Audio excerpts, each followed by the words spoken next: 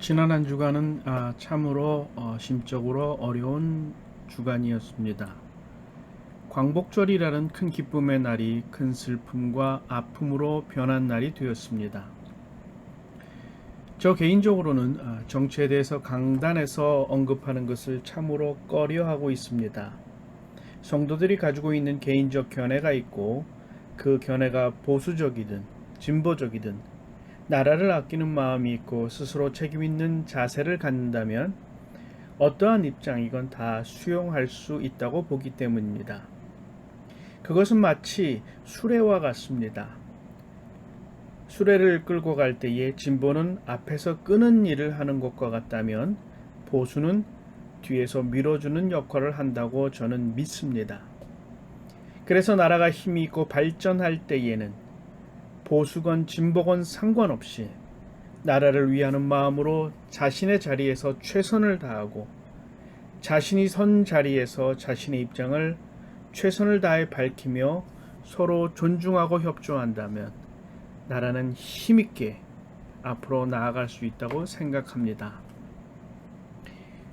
그런데 지난 광복절 광화문 집회와 또한 종각 주변에서 있었던 집회는 참으로 어처구니 없고 납득이 되지 않은 일이었습니다. 이 두 군데에서 일어난 집회는 이 팬데믹 상황에서 적게는 수천 명, 많게는 수만 명의 사람들이 모였습니다. 코로나가 창궐하는 시기였기에 이와 같이 많은 사람들이 모였다는 것 자체만으로도 비난받아 마땅한 일입니다. 문제는 특별히 광화문에 모였던 사람들 중에 마스크도 쓰지 않고 소리를 지르며 다른 사람에게 피해를 주는 일들이 있었습니다. 이로 인해서 이 집회에서는 전염병이 창궐할 수 있는 최적의 상태를 만들었던 것입니다. 그로 인해서 현재 한국의 코로나 상황은 급변하게 되었고 이제는 400명 가까이 되는 사람이 매일 확진이 되고 있습니다. 혹자는 말합니다. 8월 15일 집회 때문에 문제가 있었다면 그 잠복기가 지난 일주일이나 2주일 후에 사람이 늘어나 확진자가 늘어야 되는 것이 아니냐고 반문합니다. 그러나 사랑제일교회를 중심으로 이미 8월 초에 확진자가 급증하기 시작하였고 이 사랑제일교회는 방역 지침을 지키지 않아서 8월 12일부터 확진자가 폭발적으로 증가하고 있었습니다. 현재 전염되고 있는 코로나 바이러스는 이전 코로나 바이러스의 변종으로서 전염력이 아주 강하다고 합니다. 또한 잠복기 역시 평균 5일 정도밖에 되지 않을 정도로 아주 짧아졌습니다. 이러한 상황에서 8월 15일 군중집회가 열렸고 사랑교회를 중심으로 그와 연관된 교회들이 그곳에 함께 모임으로 말미암아 전염병 확산의 중심이 되었으며 방역 지침을 지키지 않으므로 현재는 많은 이들에게 피해를 주고 있는 것이 현 상황입니다. 사실 매일 5만 명에 가까운 확진자를 내고 있는 미국에 비한다면 그리 큰 숫자라고 말할 수 없습니다. 그러나 그동안 한국이 보여주었던 경이적인 방역 성과에 비하면 이 또한 놀라운 일이 아닐 수 없습니다. 더욱더 문제가 되는 것은 앞으로 이 전염병이 더 기승을 부리게 될 것이고 더 많은 사람들에게 고통을 주게 될 것이라는 것입니다. 이러한 상황에 의사들은 파업을 하고 있고 보수적인 교단연합체인 한교연에서는 예배를 강행하라는 문자를 보내서 많은 사람들의 마음을 후벼파고 있습니다. 특별히 보수적 교회 연합체인 한교연의 메시지에 대해서 당당뉴스 이병환 기자는 한교연, 전광훈 목사가 지른 불에 기름 붓다라고 비판을 가하였습니다. 이러한 전광훈 목사나 한교연의 행태로 인해서 너무나도 가슴 아프게 많은 사람들이 교회를 떠나는 일이 지금 발생하고 있다고 합니다. 그리고 또한 작은 교회들은 이로 인해서 교회의 존립마저 위협받고 있는 상황에 놓이게 되었습니다. 혹자는 말합니다. 어떻게 예배를 중단할 수 있느냐고. 생명과 같은 예배를 멈출 수 없다고 그들은 주장합니다. 예배의 중요성을 수없이 강조해도 모자람이 없을 것입니다. 주님 앞에 성도들이 함께 모여 주님을 높이는 예배는 성도의 신앙 생활에 있어서 가장 중요한 부분 중에 하나라고 말할 수 있습니다. 그런데 이러한 팬데믹 상황에서 함께 모인다는 것은 아주 어려운 일입니다. 그래서 함께 모여 공예배를 드리는 것이 적절한 것인가에 대한 논의가 있을 수밖에 없습니다. 진정 주님께서 원하시는 예배, 그것이 무엇인가에 대해서 우리는 함께 기도하며 생각해 보아야 할 것입니다. 주님께서는 예배에 대해서 다음과 같이 말씀하십니다. 하나님은 영이시니 예배하는 자가 영과 진리로 예배할지니라. 이 말씀의 의미가 무엇이겠습니까? 우리는 이 말씀의 의미를 깊이 생각해 봄으로 예배의 본질에 대해서 우리가 다시 한번 생각해 보도록 하겠습니다. 대체로 이 말씀에 대해 내적 또는 영적인 상태로 해석해 온 것이 전통적인 경향이었습니다. 우리 인간적인 정성과 종교적인 노력을 기울여 드리는 예배가 참된 예배라고 생각을 해왔습니다. 또한 우리 성경이 진리를 말하는 알레the이아를 진정으로 번역하는 것 역시 이러한 경향을 반영하고 있는 것입니다. 하지만 오늘 본문의 말씀은 요한이 의도하는 것과는 차이가 있습니다. 본문의 이야기는 수가성에서 만난 여인과의 대화 중에 나오는 말씀입니다. 그러기에 우리는 전체적인 맥락을 통해서 이 말씀의 의미를 파악할 수 있을 것입니다. 이 대화는 수가성 야곱의 우물에서 이루어집니다. 주님께서는 한 여인에게 물을 청합니다. 그런데 이 여인은 말합니다. 당신 유대인인데 어떻게 사마리아인인 나에게 말을 거느냐. 그러자 주님께서 자신이 누구인지 알았다면 생수를 구하였을 것이라고 전혀 다른 말씀을 하십니다. 이 여인은 아직도 주님의 말씀을 제대로 이해하지 못합니다. 그러자 주님께서 그 여인의 남편에 대한 이야기를 합니다. 내 남편을 데려오라. 이 여인은 머뭇거립니다. 그러자 주님께서 말씀하십니다. 남편을 데려오지는 못하는 것도 당연하다. 왜냐하면 당신은 남편이 여럿이기 때문이다. 그러자 깨닫습니다. 이분이 나와 대화하는 이분이 범상한 분이 아니시구나. 비범한 분이시구나. 그래서 그는 묻습니다. 예루살렘과 그리심산 중 어느 곳에서 예배 드리는 것이 맞느냐. 왜냐하면 당시의 사마리아인들은 유대인들에게 대단히 무시당하였고 핍박을 받았습니다.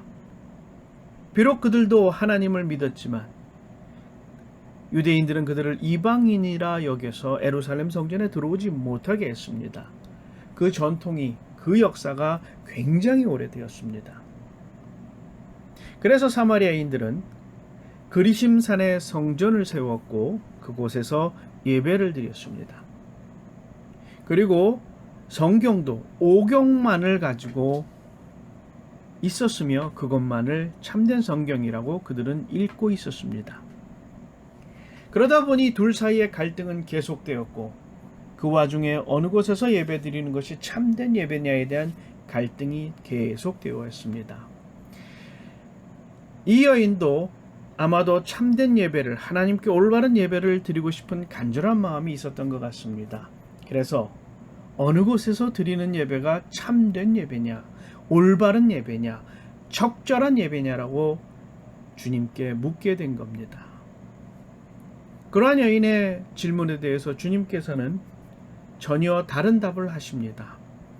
이 산에서도 말고 예루살렘에서도 말고 너희가 아버지께 예배할 때가 이르리라. 주님께서는 이곳저곳, 즉 장소가 중요한 것이 아니라 때가 중요하다라고 지금 답하신 것입니다. 그리고 참된 예배를 드리는 때가 바로 지금이다. 세번역 성경을 보면 23절 말씀을 지금이 바로 그때이다라고 번역하고 있습니다. 지금 주님과 함께하고 있는 이 순간이 바로 참된 예배의 때라고 말씀하신 것입니다. 헬라어 성경을 보면 특별히 이 지금이라는 눈이라는 헬라어 표현을 가장 앞에 세웁니다. 그렇게 눈을 앞에 세움으로 지금 이 순간이 대단히 강조되고 있습니다. 즉 주님과 함께하는 이 시간이 예배의 시간이다라고 주님께서는 말씀하고 있는 것입니다. 즉 예배를 어디서 드리느냐가 중요한 것이 아니라 예배를 누구와 함께 드리냐, 지금 이 순간 누구와 함께 하느냐가 예배의 본질이고 핵심이라는 것입니다. 우리는 종종 예배 장소에 초점을 맞추는 경향이 있습니다. 함께 모여야 하고 함께 모여 함께 찬양해야 된다고 생각을 합니다. 교회가 공동체라는 본질을 갖고 있다는 면에서 함께 모인다라는 것, 함께 소리 높이 하나님을 찬양한다는 것은 대단히 중요한 것입니다. 그러나 그보다 더 중요한 것이 있습니다. 우리가 함께 모여 함께 하나님을 높이되 그 안에 주님께서 함께 하셔야 되고, 주님과 함께하는 그 순간은 내가 예루살렘에 있건 그리심산에 있건 그것이 중요하지 않다라는 것입니다. 내가 어느 곳에서 있든 내가 주님과 함께한다면 만유에 충만하신 주님께서 함께 예배드리는 모든 이들을 하나로 엮어서 거룩한 예배로 만들어 주신다는 것입니다. 하나님께서는 언제 어디서나 계시는 분이십니다. 그러기에 주님과 함께하는 순간은 언제나 어디서나 주님과 함께하는 순간이 됩니다. 그리고 그 순간이 바로 예배의 순간이라는 겁니다. 우리가 사는 일상 모든 순간순간이 예배의 순간이고 예배의 때입니다.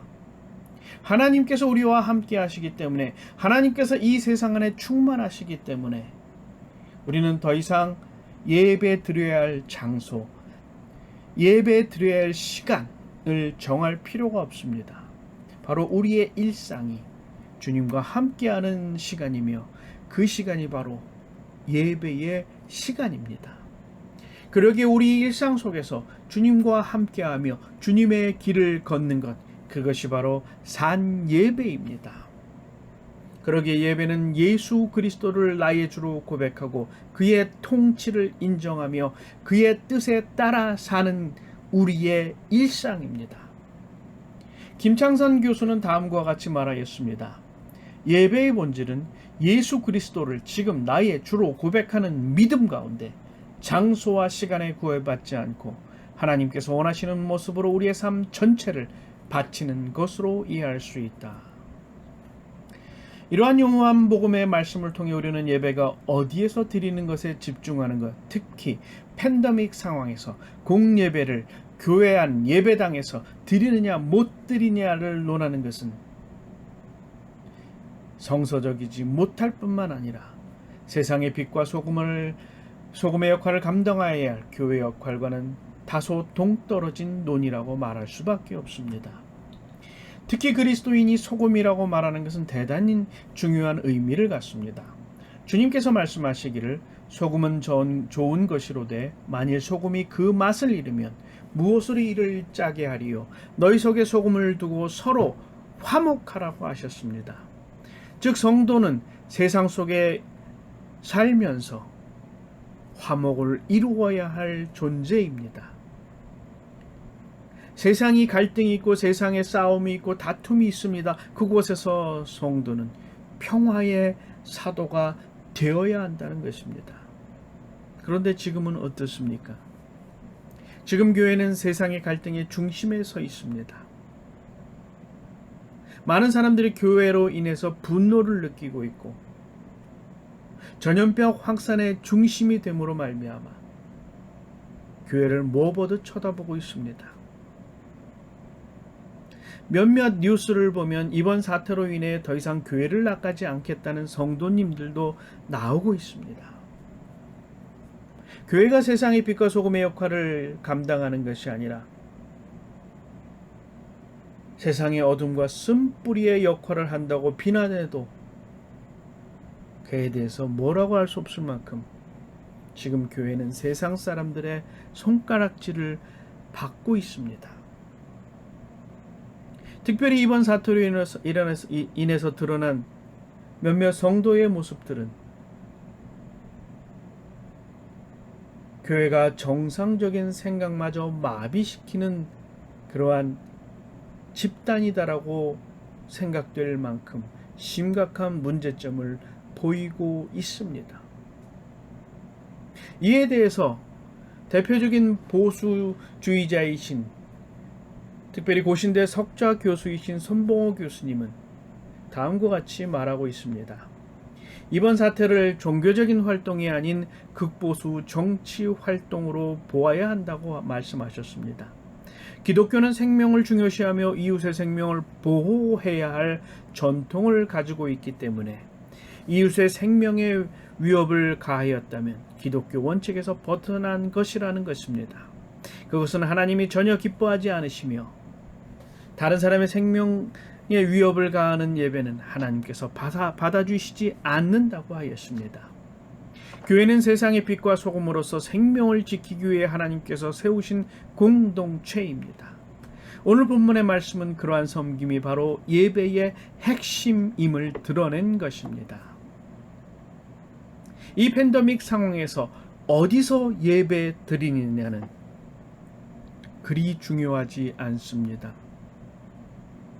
당연히 우리가 함께 모여서 함께 소리 높여 주님을 찬양하는 것, 그리고 한 마음이 되기 위해서 서로를 보며 기도하고 서로에게 격려하는 것, 그것은 대단히 중요한 일이 아닐 수 없습니다. 그런데 그것보다 더 중요한 것은 진정으로 하나님께서 더 중요한 가치로 우리에게 말씀하시는 것은 생명을 보호하고 지키며 세상을 섬기는 것입니다.